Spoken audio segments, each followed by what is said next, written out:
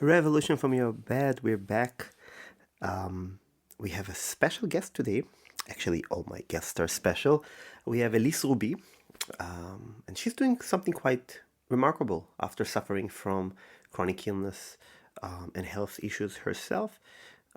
She became a productivity coach, and she's doing something really unique with her work. So let's welcome Elyse.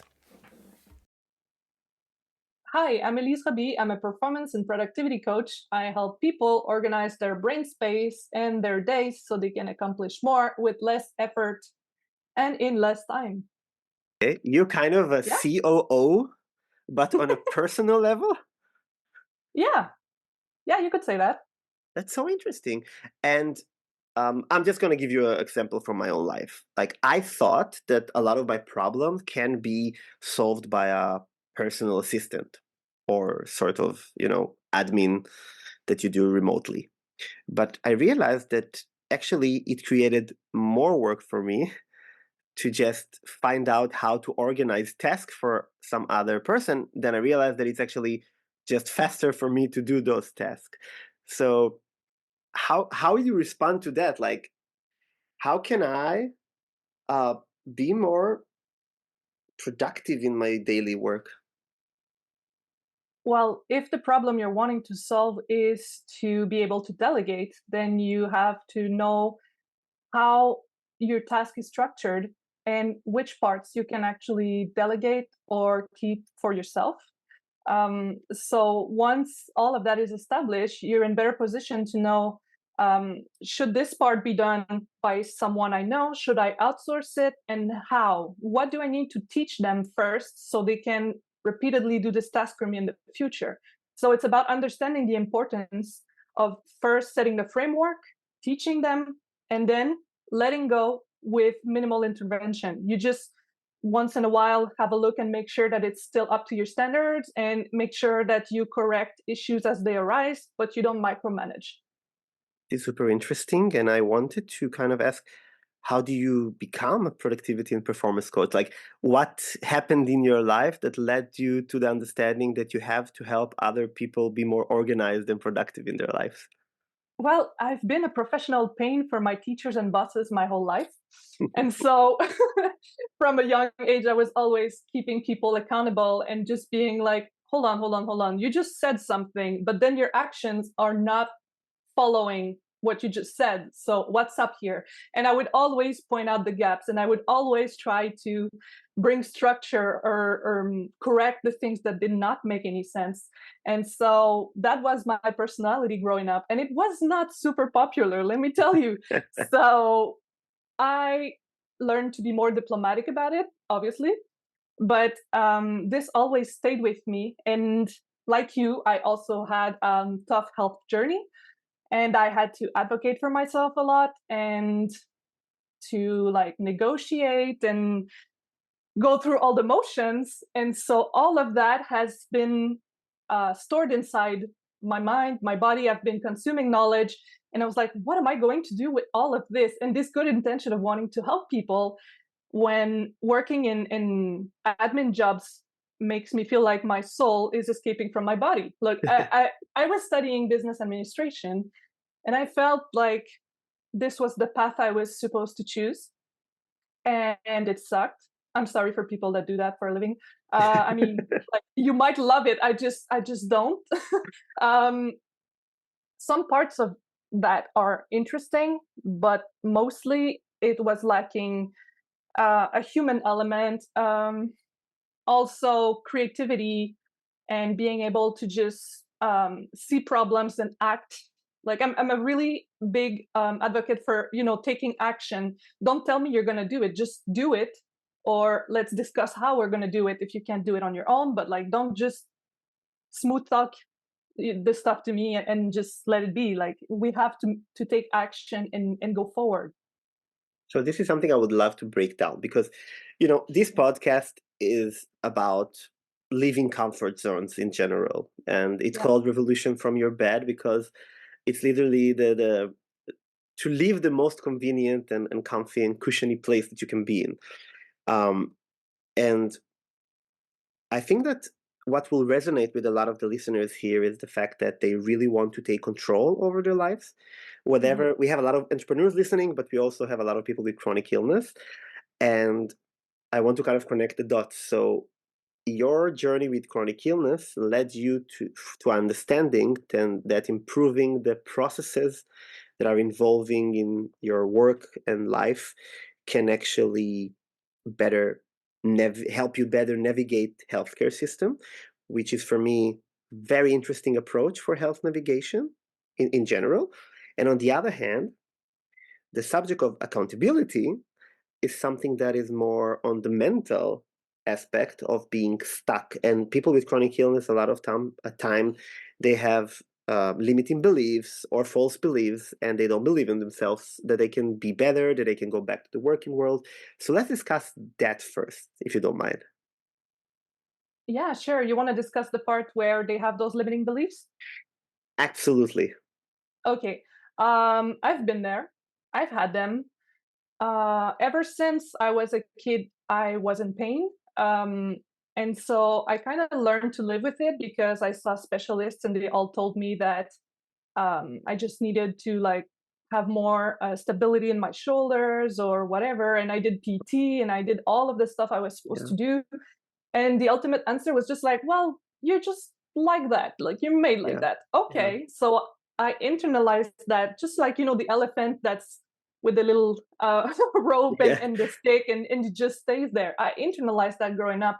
And for me, it kind of became normal to be suffering after every physical activity or, you know, so I was playing the violin in an orchestra and I had to stop all the time, spend months and months like not playing and then trying to catch up to my peers and all that stuff. And of course, you get limiting beliefs. Of course, you feel like, why am I not able to do the things that they're doing? And sometimes my arms would hurt so much that I would just like prop up my shoulder blade on my chair and hold my violin like this so I could like at least rest my shoulder and still play. And I had to find all those micro hacks in order to be able to keep up with people. And while it's it's annoying, it's the truth. And I was working with the spoons with before knowing it was a thing. I Yeah. mean, wake up, you have this amount of energy, okay, I can probably afford to do this before it gets too painful. And so you have to make the most out of your time and you have to be in a good headspace because if you're not, then it's not going to be a good day. Yeah. Definitely. So definitely I have absolutely felt that, and the more time you spend in your bed, the more you feel like life is slipping away from you and others are going forward but you're not, and the society is not built for people who have an invisible issue or illness or injury, because you're still expected to show up to work, you're still expected to do the Yeah. groceries and to feed your family, and there's no break from that. So of course all of those feelings are entirely valid, but I chose to see, okay, what can I do, what is it that I can do from my bed or from my house or with the little arms that I had. Like we joked around and I just said that I was a T-Rex because I would never like lift Yeah. my shoulders Yeah. and stuff.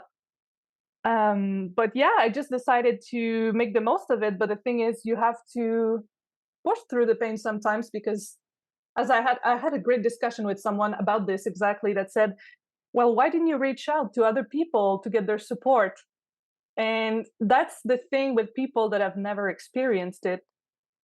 You think that people will understand if you tell them or show them, but they can't. And they will understand the first 10 times Yeah. that you decline an activity or that you say, no, I cannot hold those bags, they're too heavy for me. But at some point, some part of them will start to believe that you're just being lazy or avoiding things. And it will eventually lead to not being invited to things anymore, or, So there's this isolation that comes with chronic pain that is really, really hard to shake. And even with the best intentions, it's just something we have to live with. So those limiting beliefs, they take root in that loneliness, in that feeling that time is not passing the same way for you as it is for others. Yeah.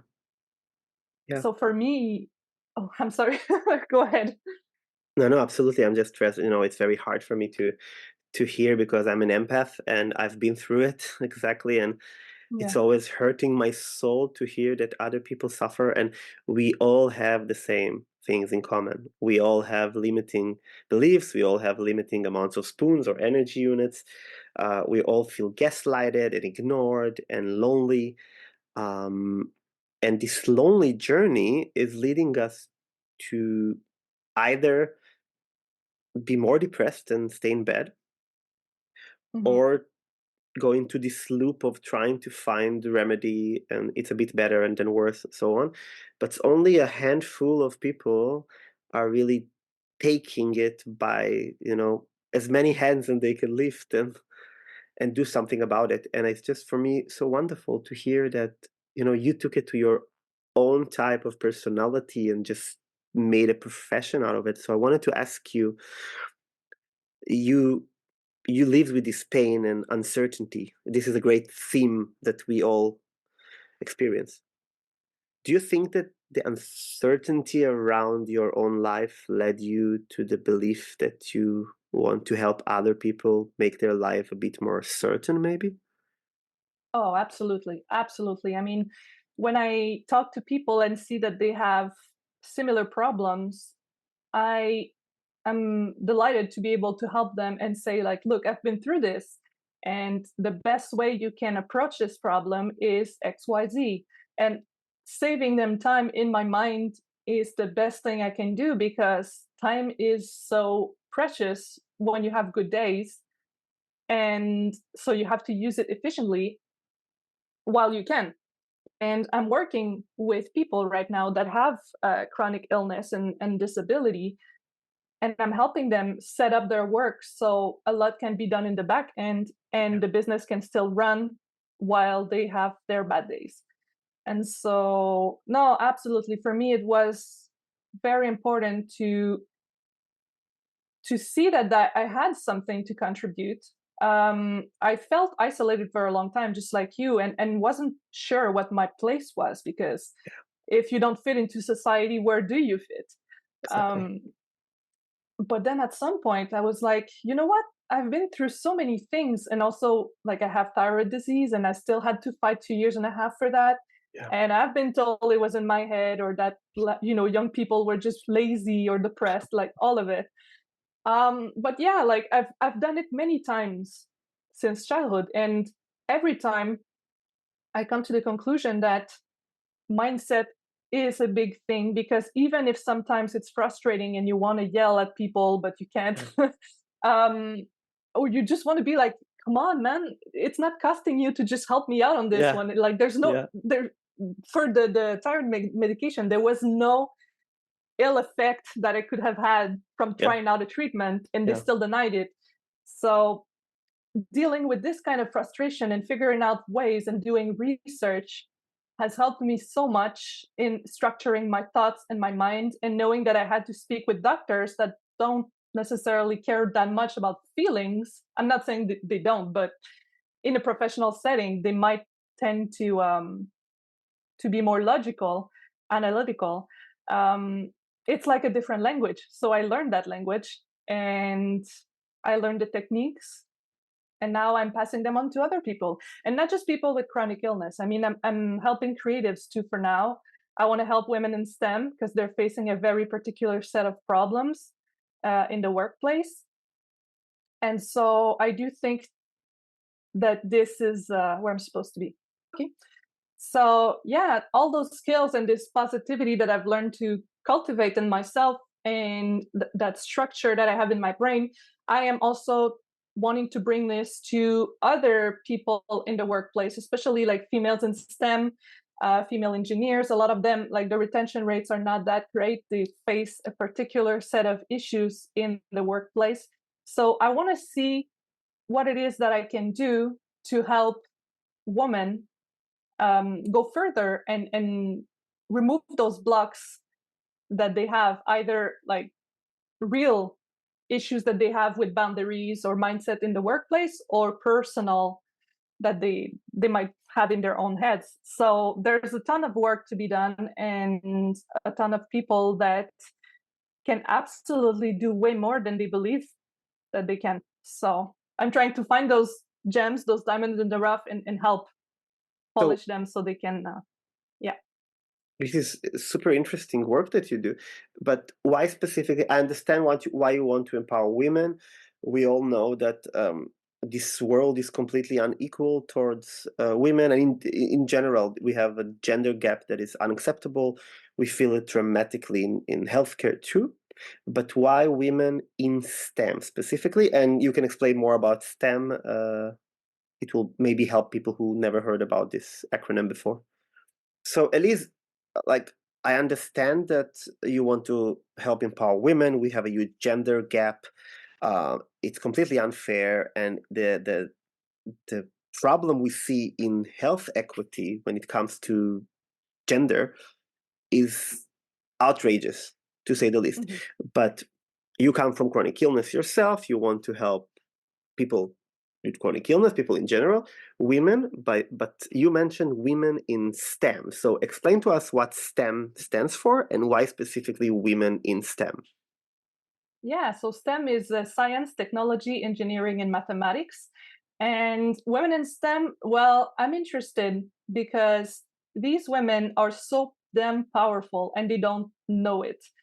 They go through engineering, they're in classrooms full of men, and this bro culture follows them in the workplace and makes them their lives miserable. And I have worked in male dominated environments, and I have felt some of that pain of, being told to bring coffee or do all the crappy stuff that just because they won't ask your male counterpart to do it. And so I do understand the consulting engineering side, and my mind tends to be like more analytical, and I really relate to people that think in a similar way. So I think this is my area of most impact. I think I'll be able to work better with people that crave that structure and that have this way of thinking. But that's just my approach. Like I've been told I have a very candid honesty thing about myself. And so I think these people can really take the kind of feedback that I give in a way that will help them. Super interesting. I think that honesty and vulnerability are a rare commodity in our world now. So I would prefer everybody to be, of course, vulnerable, but also honest instead Mhm. of being too polite and not express what they feel. What you just said about STEM, it's hitting me in different places because I also in my original bachelor degree, I'm basically a STEM teacher, so it's very. I think it's kind of a very strong base that we can not only educate people but also empowering people. And for me, what you're trying to do is empowerment, and the tool that you choose is coaching those analytical skills that sometimes are hard for other people. You break it down to them. Like, that's how I see what you're doing. You can correct me if I'm Yeah. wrong. No, absolutely. So if we're talking about empowerment, like, how do you think that your work can empower different groups of people?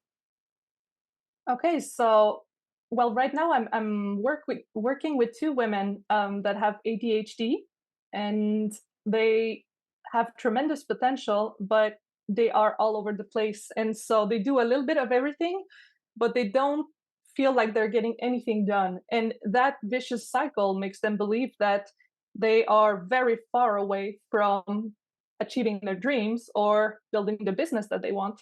So by focusing on that part of their mind, I can help them do some time blocking, get some strategies.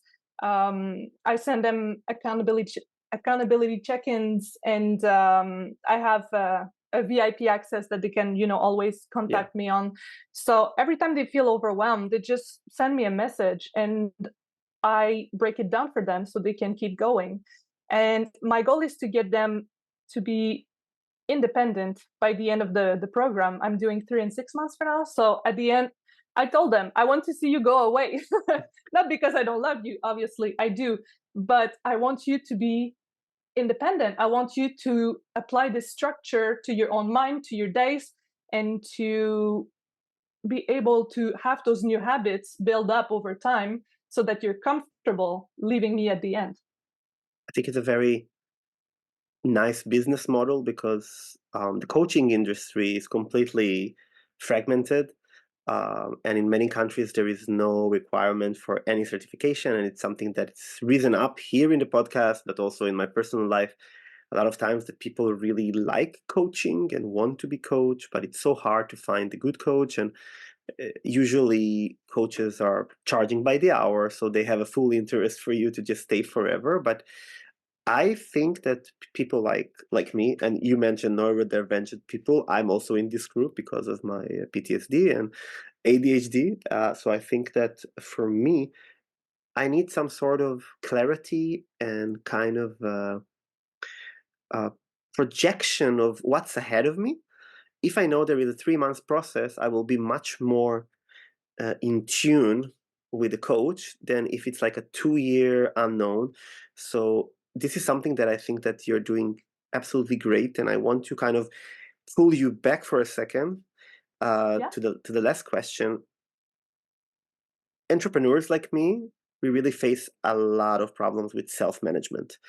And it really corresponds with chronic illness as well, like chronically ill entrepreneurs, solopreneurs, but in general, entrepreneurs and self-management is something that it's not always working right.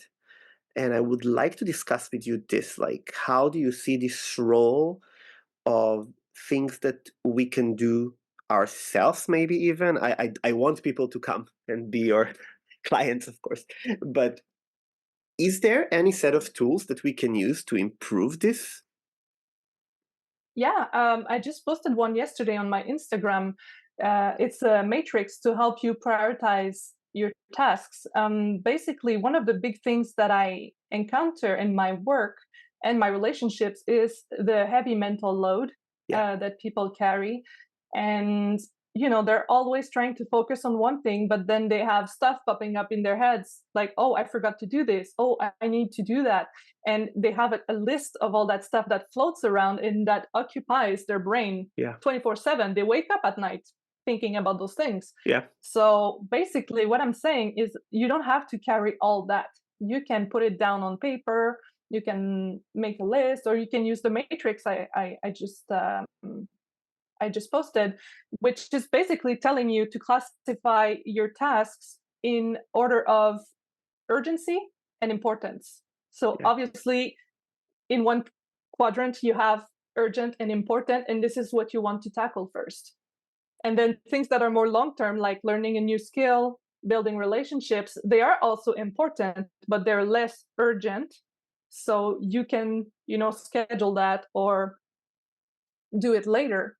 And some of the tasks are not urgent and not important. So you can just automate them with tools like Zapier, or, you can use tools like Asana, Trello, Jira. And the last quadrant is delete. Delete it. It's not important. It's not urgent. Scrap that. You don't need it in your brain. So that's just one of the tools. But, you get the gist of it. Some of the things you said just hit me like a lightning for a second because I just realized that I put the same priority sometimes that annoying package I have to collect from the Amazon station or and a business phone call that I've been paid for, so on. So I just realized after you were explaining this that sometimes people are actually confusing priorities and they let things overwhelm them. And this Yes. matrix is a wonderful example, and I will link Elise's link to the website uh, in the episode description. I want to pick up on that because you were talking already 2 times here about automation, and I think now it's time to delve deep about it. People like me are Mhm. dreading administration, really. It's the part that I hate about my work, like the invoices, the offers, the I'm flying like 3, 4 times a month at least for my work and all this organization. Like, is there any way that people that listening now, a lot of them are aspiring entrepreneurs, a lot of them are chronically ill patients, and it doesn't have to be somebody with a business, right? You can automate a lot of things also as a private person. So I would love you to expand on that. Yeah, absolutely. So basically, you can use tools like I said. I use Zapier, and it's not sponsored or anything. But like, what I do is that when I have a coaching session, um, my recording gets analyzed by a tool in AI that gets extracts all the data and the key points and the main ideas, and that sends that to my Google Drive for a backup and splits them into tasks that go straight into my Asana board. Wow, this is so And cool. then I can move those tasks around to different priorities or different parts. Yeah, and then I make sure that they don't fall or they don't slip through the cracks, and I can say, oh, we talked about this like 3 weeks ago. Where are you on that thing? So it helps me have a visual. I'm a visual person, so I make Mhm. everything visual for myself. And eventually, when I have more resources, I would love to be able to gamify the process even more, because that's also like a big thing for me. I've always been a gamer, even like starting as a kid, retro consoles and everything. Yeah, So I think there's a lot of things we can learn about perseverance and structure from games. me So too. I would like to be able to implement that in my coaching. This is Yeah. super interesting. I'm also a gamer, ever always have been. It's super interesting that you actually, now that I look at it from macro perspective, you don't only have to take care of your own schedule. You basically are the kind of COO of your clients, which might sound like a daunting task, but actually you automate everything. Can you share with us the name of the AI extension that is helping you there? Yeah, some people use Otter AI, but Yeah. for me, it hasn't worked well with my accent. So I'm using TLDV. Hmm. I have a link. Maybe I can send it to you. But so far, it's been working really great. And you can also have timestamps and create short clips of the points that were discussed on each topic. So you can really classify everything that has been said and done so it doesn't go to waste, because we never have time to go back and listen to the recordings from scratch. So this is my way of making sure that everything is there, and then I upload those notes for my clients to look at. um, so yeah, no, I automate this part because I feel like this is where I get the most value for them. We can This, look back and see, like, this is the problems you were facing when you first came in, and look, now those problems have evolved into newer problems, but problems that we love solving more than the yeah, ones before. yeah. I noticed your we some people are listening to us, but we also have a video version of it, and we are on a video call because Elise is in Canada and I'm in Austria at the moment. But your light shone for a second when you were talking about it, because like I felt it's kind of your true passion, um, and it made me think something that kind of annoyed me, not about you, but about healthcare, that we have so many tools today to do transcribing and analyzing of conversations, but it's rarely used in healthcare, and doctors have to use handwriting or typing very slowly. And I had a startup who tried to solve it at one point, and at the best case scenario, there is 70% of the information that the doctor needs that actually he or she receives during the meetup. But when we try to fix healthcare and prevent other people to go through what we're doing, I think that your approach can be super insightful for healthcare. Just for you, kind of to have another kind of a light bulb maybe there somewhere in your head. I think that um, doctors are not using enough technology, but this is a huge problem that maybe you and me cannot solve together. But maybe if we can expose those metrics to patients as part of patient education programs, and also for doctors and other healthcare professionals, it might be beneficial for all of us patients.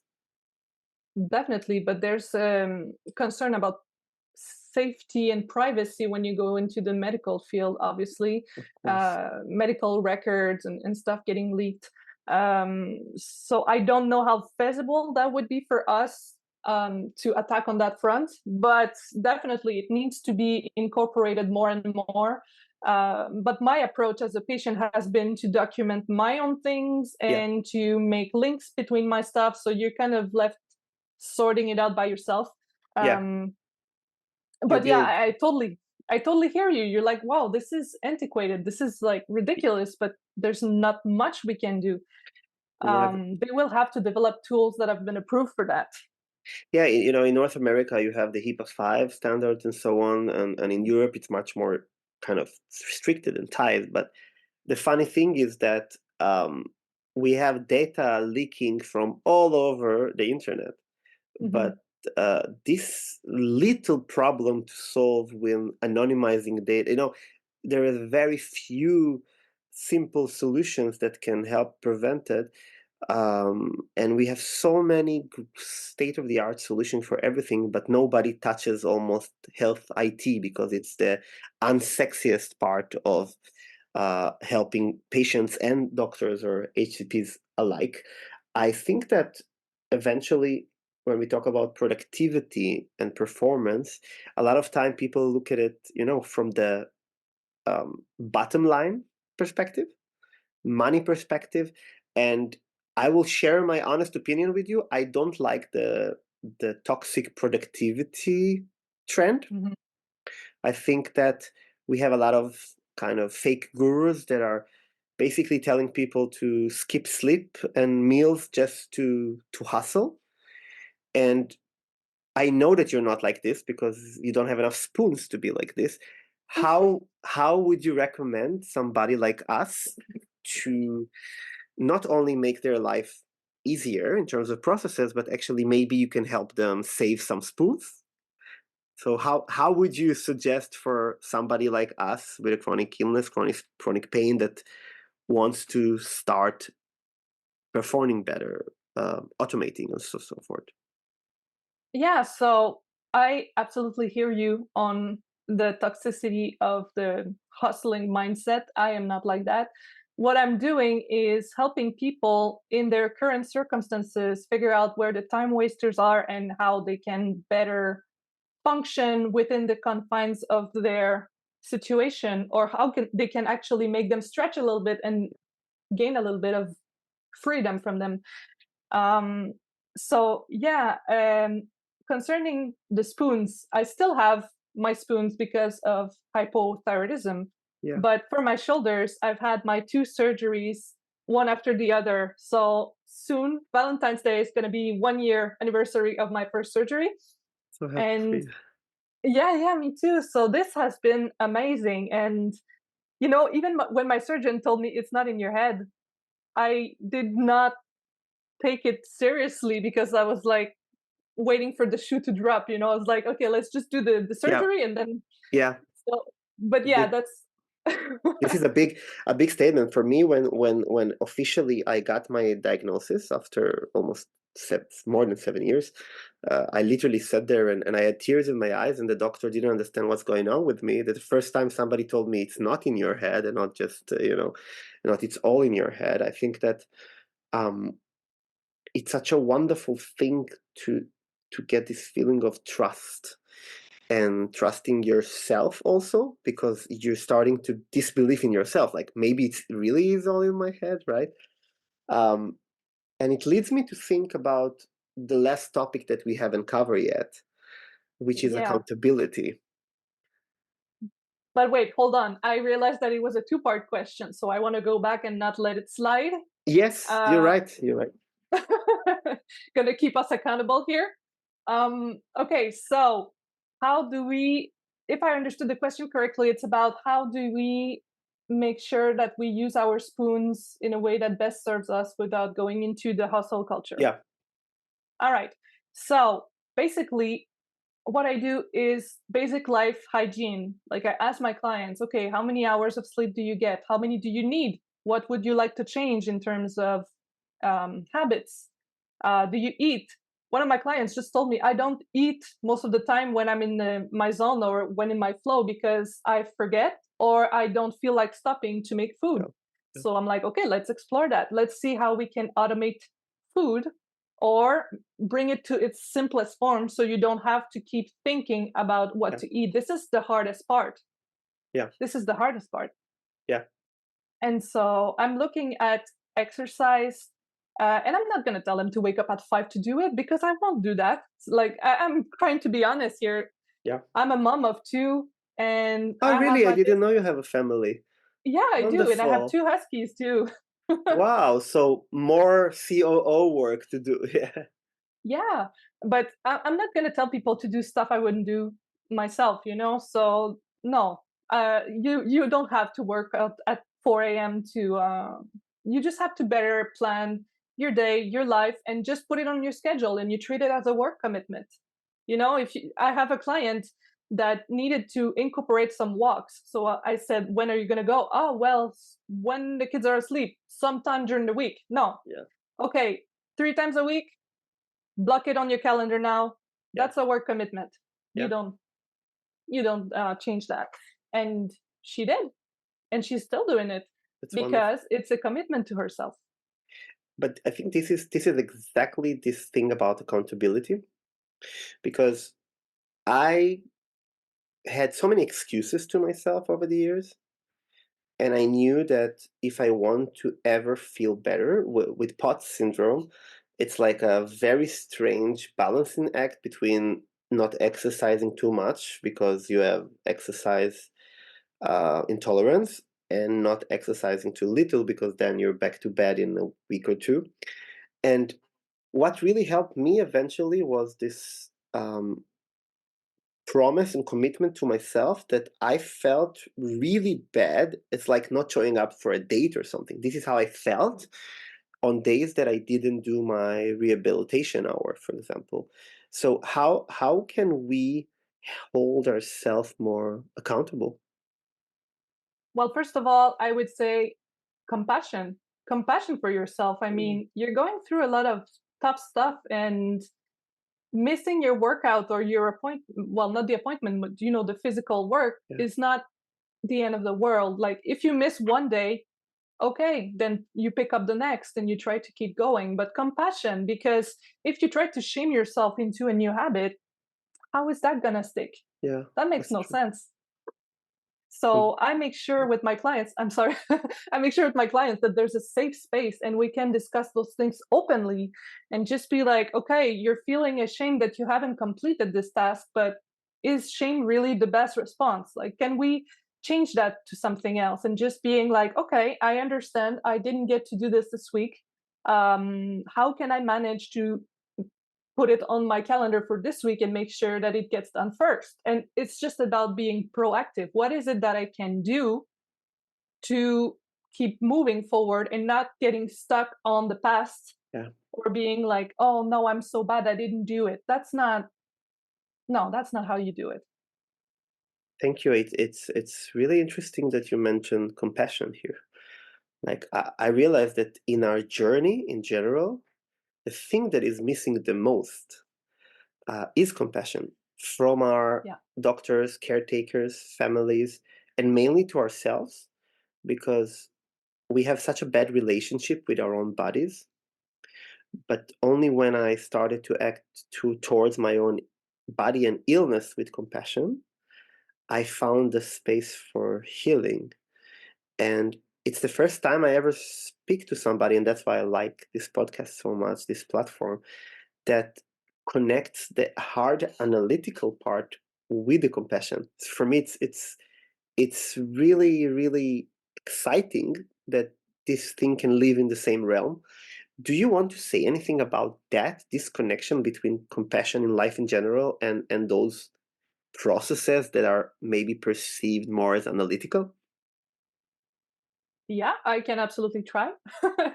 Okay, so basically what I'm thinking is that when you want to grow, it has to come from a place of curiosity, and it has to come from a desire to do something. And I think that when you find that passion and work towards it, everything kind of falls into place, and then interventions are kind of minimal to keep you on that road. But when you're trying to force yourself into something that does not work for you, obviously Yeah, that's a tougher sell. But I think that we have to bring back the human into the work. Yeah. I think our minds, our ideas are often dismissed because they don't necessarily fit this quarter's Yeah. numbers. And I have worked in a job at some point that told me, like, you're too bubbly, you're too positive, and it annoys me. She Yeah. really told me, I need you to stop being like that. You come in at 8, you clock in, you type on the computer, and at 5, you clock out and leave. You don't need to know your colleagues. You don't need to socialize. You don't need to do any of that. Please just, shut it and type. And I Wow. did not last very long in that job because it was as toxic as it sounded. Wow. But it messed me up emotionally, even if I consider myself to be resilient AF, Yeah. like really resilient. I left there and felt like if my whole personality was flawed. And that's the thing. You Some people can try to steal that light from you, and some people are insecure and will push your buttons or press Yeah. where it hurts to make you feel insecure. And so I like thinking that when we are stuck in our bodies, we have a chance to develop our minds. And that's what I've been doing all those years. Like last year during the holidays, I could not pick up a book. I couldn't hold a book. I couldn't write. I couldn't do anything because my shoulders were so inflamed Wow. and terrible. And I have been told all my life, one of my teachers when I was studying dance, because that's a story for another time, but I was studying dance when I was younger in school, told me that it was my fault that I was in pain and that if I really wanted to be better, I would just do what it takes to get better, which I was already doing. But I internalized that and I felt ashamed and I felt like all those hobbies, all those passions that I had to give up, like the violin, like ballet, like drums, piano, all those things that needed arms and that a T-Rex could not do. Um, I I kind of internalized that shame and kept it with me for years. And so when I went under the knife and he told me, "Oh my God, that's so messed up. I've never seen someone your age with that much damage." That validated that I was not being just too much or dramatic. Like it was really a problem that I could not solve. And they ended up removing a lot of my bones in my, like the Wow. bone Yeah. of the acromion Yeah. and a part of my clavicle on both sides too. So now I can move freely. Wow. But it was a physical block. My bones were rubbing against each other, tearing through my tendons for all my life. Wow. And I thought it was just me that was weak and wouldn't follow and be able to do sports and all that stuff because people told me that so many times that I believed them. And so Wow. that's that's for me a very key point that you have to be in tune with your emotions and you have to show compassion. And for people that don't have a chronic illness, if you don't understand, don't take a stand. Maybe Yeah. just just be like, okay, I have not been in your shoes and I don't know the depth of the despair or the loneliness or the shame that you're carrying, but I can relate in a way that we're all human Yeah. and we're all being dealt a lot of crap through our lives. So if we can just like uplift each other a little bit and make it better, sometimes that's all a person needs Yeah. to find the strength to go to the next level. Yeah. Because I think Yeah. that the motivation you see with your clients also, it will not come from pressing them too hard or being mean to them. I think it's all about compassion. Our doctors are what they are and treating us so poorly in many cases because they've been treated with no compassion by their peers. Because, like your teacher thought when she was a student that she has to break her legs and arms to be a good dancer, most doctors are being abused by their superiors because when they were younger, they were abused by their superior. It's this kind Yeah. of traditions of lack of compassion and pushing it until the body fails. And I think that resilience is a great way to deal with it, but also compassion as a theme for life is something that I'm trying to carry with me everywhere I go. And I noticed that you do it a lot in your work because, yeah, I've tried different types of coaching, and sometimes it's so funny that somebody just acting like it is your boss and being kind of very rough, like this tough love with you. And for us chronically ill patient, I'm not sure it's the right approach. No, no, no, no. And I mean, just with everyone, I will not be the hard ass coach. I will Yeah. not tell you that you have to give up something. Well, obviously, you always have to give up a little bit of No. something when you choose the alternative. But I mean, I'm not going to ask you to make huge changes just so you complete the program and then feel like, oh my God, I'm so awesome, and just lose it 2 weeks after. Okay. Like, what I do Yeah. is I empower people and I lift them up and I show them that they are able to build this cascade of little wins Hmm. that brings them into a better state of mind. And for me, when I was feeling stuck in my body, having goals was the best thing, because then you have a reason to try and get out of bed. You have a reason to learn. Um, I feel like the worst parts are when you wander around and you feel lost, because then why are you doing all of this for? So when you have a goal and you have someone that helps you go towards that goal and take steps when you don't know what steps you should be Yeah. taking, Yeah.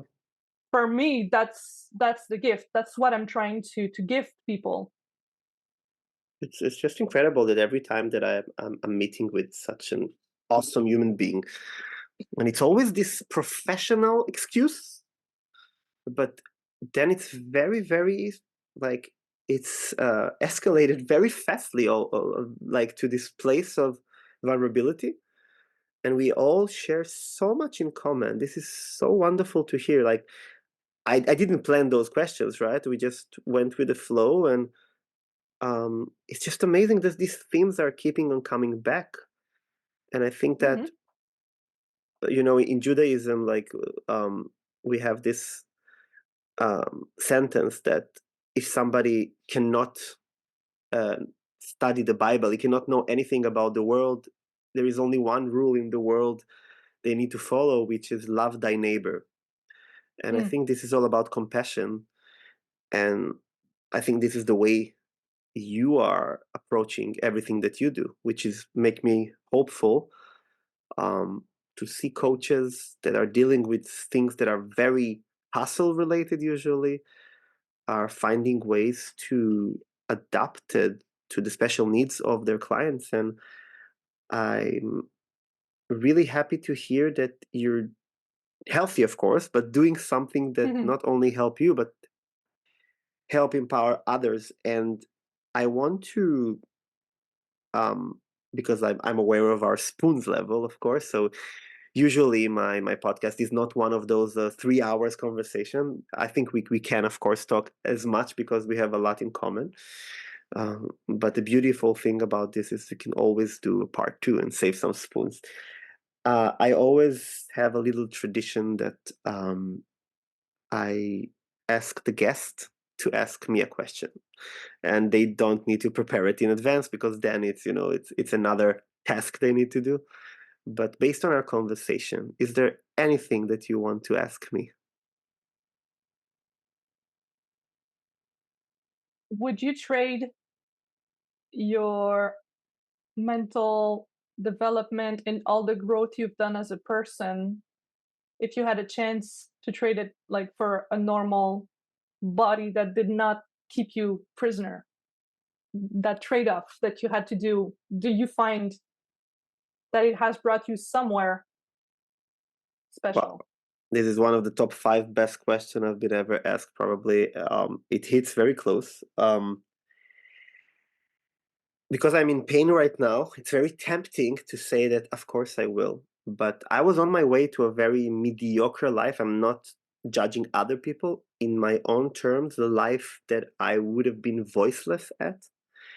And Mhm. I reached a level of self development in my own eyes that that's all that matters, that I will never trade. I think that if I was living in a healthy body, I would probably end up in a job I don't like, being divorced like half of the people in Israel. Uh, it's that bad right now. Um, being unhappy, and then eventually I will get to the same place of chronic illness. So no, and it's very hard to answer this because the amount of suffer and pain and loneliness and ignorement and that you feel that you have no voice in this world is so hard to bear.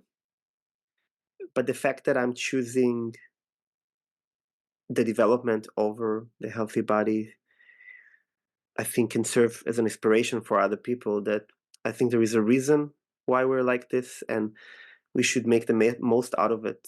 And the people who are not afraid to look down the well, this dark well, um, they come up amazing on the other side, and they do amazing stuff with their life. And it doesn't matter if you decide to live a quiet life or you want to be an entrepreneur or change the world. It's something that you carry with you. Wow, thank you for this really amazing question. I was really caught off guard here. But I think that, yeah, you're welcome. My brain is pedaling faster, but Yeah. what I'm thinking is that it's it's so strange because now, even though I still have my thyroid issues and it's still chronic, I still consider myself mostly pain free, because like now it's solved for me. So everything I've been through needs to be used in a way that can build a bridge between people who don't know, Mm. just like you, and Yeah. people who do know. Yeah. Um, and so I think what I like about working with analytical people is trying to see where the logical fallacies or Yeah. where the pitfalls are, and try to inject a dose of like mindfulness or compassion, or just question them and try to reconnect them with that part of them that Yeah. maybe they have pushed aside so they could focus on the hard skills. um, so I'm trying to help people find this balance, and by doing so I do believe that even if they don't, how can I say that, just by being themselves and being a little bit more aware, they can make people around them and the people that they meet feel a little bit safer and more comfortable. So I think that's my goal: opening people's minds to other realities and helping them structure their own, so they can also save their own spoons. Even if they don't have chronic illness, they still have this level that doesn't necessarily drain at the same speed, at the same Yeah. pace. But still, we're so impatient. We've seen it during the pandemic. Everyone is impatient. Yeah. Everyone has fears and frustrations. And sometimes they do tend to believe that people will screw them over. Yeah. And I don't think like that. I think that what the world needs right now is just more people that care, Yeah. and more people that will uplift each other without wanting anything in return, just using their knowledge for the good. I think we're educators. I think Mm, this is our task, and leading with compassion. You said so many important things now in the last answer, that instead of adding to it, I think it's just a beautiful way to end our conversation, because mhm. I'm taking so much for it myself, and I'm sure our listeners will do too. I Um, hope so.